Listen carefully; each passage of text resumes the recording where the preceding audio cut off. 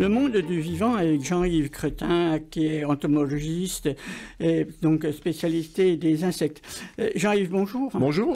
Alors, on va laisser un petit peu de côté nos émissions d'habitude, la fin des papillons, parce que dernièrement, la Commission européenne pour l'alimentation humaine a donné le feu vert pour l'introduction dans la consommation des protéines qui venaient d'insectes, en particulier un insecte qu'on appelle le Ténébrio molitor, oui. Ténébrio ou ténébrion. Ténébrion, c'est ce qu'on appelle le ver de farine, oui. Oui, mais c'est pas le ver de farine qu'on trouve d'habitude. C'est pas la mythe. Il y a des vers de farine, voilà. Et celui-là, c'est le ver de farine. Les autres sont des mythes, en effet, donc des papillons cette fois. Alors, ce ténébrio là qui... Alors, ce qu'il faut imaginer, c'est que il y a de mémoire presque 2000 espèces d'insectes et araignées, puisqu'il y a 2-3 araignées qui sont comestibles aussi, mais disons presque 2000 espèces d'insectes qui sont consommées à travers le monde et essentiellement dans les régions tropicales de façon plus ou moins régulière. Et parmi ces presque 2000 espèces d'insectes, il y en a un certain nombre qui peuvent s'élever, disons plus ou moins facilement. Il suffit pour le ténébrion dont on parle, il suffit de l'avoir de la farine. On lance une poignée de larves, ça ressemble à...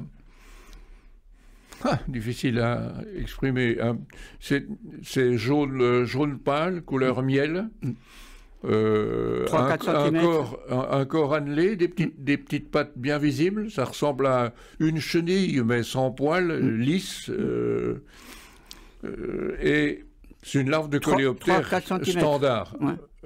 L'adulte fait presque 1 cm, la larve en fait 2,5. Oui. D'accord. Et c'est assez dur sous le doigt quand on les saisit. C'est comme si on tenait un petit morceau de bois. Et cette larve, elle se développe, son développement se fait dans la farine. Pas uniquement. Multi. Et donc, il suffit d'avoir un récipient avec de la farine, on met les larves dedans, elles mangent, elles se nourrissent, elles donnent des adultes qui se reproduisent sur place. Et on arrive comme ça assez rapidement. Je n'ai pas exactement en tête la durée de développement, mais ça peut être quelques semaines. Et au bout de quelques mois, on peut avoir des centaines, voire même des milliers de ces larves. Et c'est donc finalement assez commode. Alors ça sert...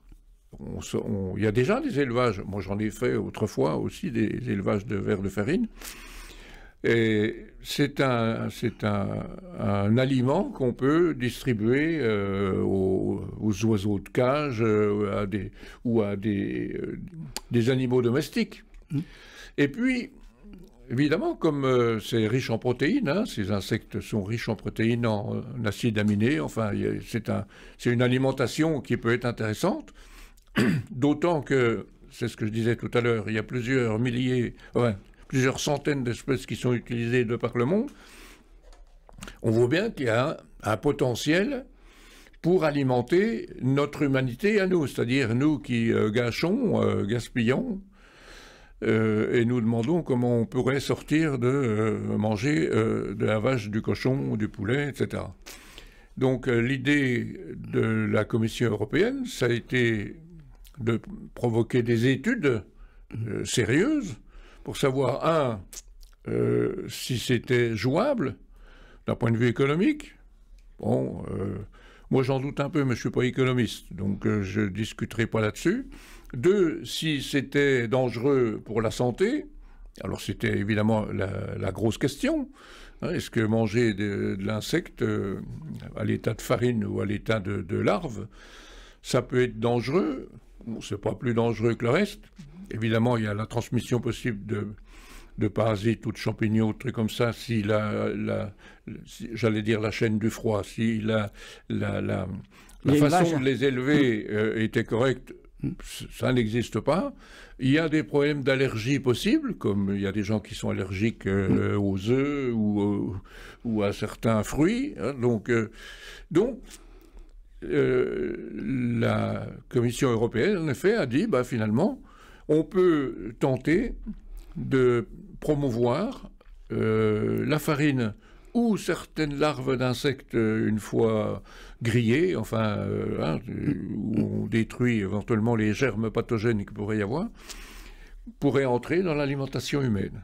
Mais en Europe, manger des insectes, c'est pas quelque chose de... Moi, j'en ai mangé, je donnerai des exemples, si j'ai le temps, parce que je m'aperçois que je suis assez bavard.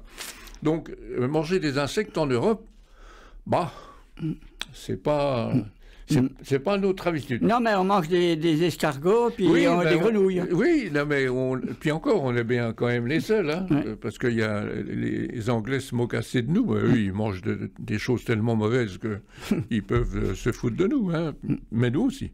Les habitudes alimentaires ne s'y prêtent guère. Alors, d'après ce que j'ai entendu aussi de mon côté, la Commission européenne autorise essentiellement l'utilisation de farine, donc dans des pâtes, là où on ne les verrait pas forcément. Mais il faudra que les gens soient informés, évidemment, de la présence de ces aliments de cette origine insecte dans les aliments.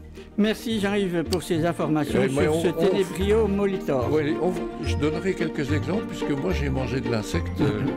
C'est pour la prochaine fois. Merci Jean-Yves.